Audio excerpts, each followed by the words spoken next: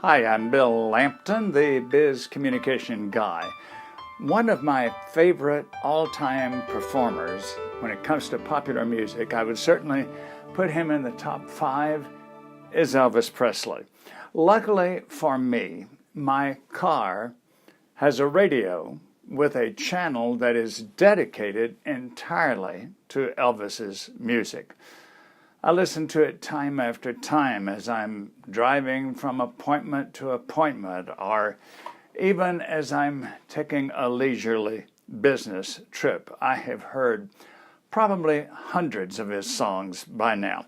Recently, there was something that struck me dramatically, and that is that there were a number of his wonderful ballads, beautifully orchestrated, perfectly performed, great lyrics that I'd never heard before. In other words, they didn't become hit records. Now, think about that.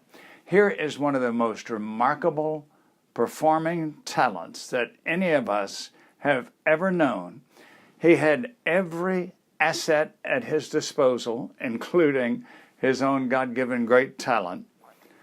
And yet, if you were to look at it mathematically, probably a small proportion of the hundreds of songs that he sang and produced became well known to the public. They just didn't have the appeal that some of his most famous songs did. Now, on Monday morning, as I'm thinking about my week, and as you're thinking about yours, this is a great thought to keep in mind, that even those who we would consider world-class in their abilities and their dedication to their profession and their energy and all of that, they still do not come anywhere near achieving 100% of what they attempt.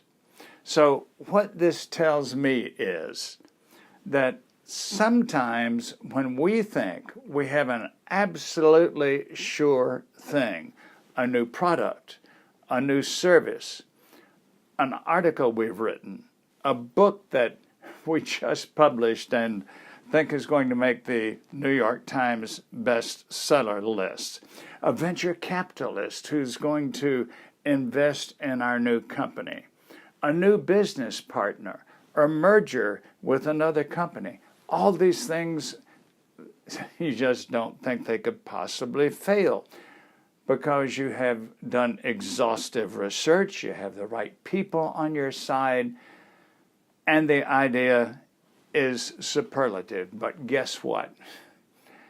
Even Elvis did not come anywhere near probably 20 to 25% of having a hit with everything he did. So let's keep that in perspective. One of the things I do in teaching and coaching communication is to remind us that what we say to ourselves truly determines the impact of what we're going to say to somebody else. Our self-talk is vital. It needs to be positive, affirmative, supportive, optimistic. And next time you think of Elvis Presley, remember, you can listen to the Elvis channel all day long, and you will hear a virtual handful of hits. That's all any of us can expect to have. Thanks very much for being with me today. Check my website, bizcommunicationguy.com. Call me 678-316-4300.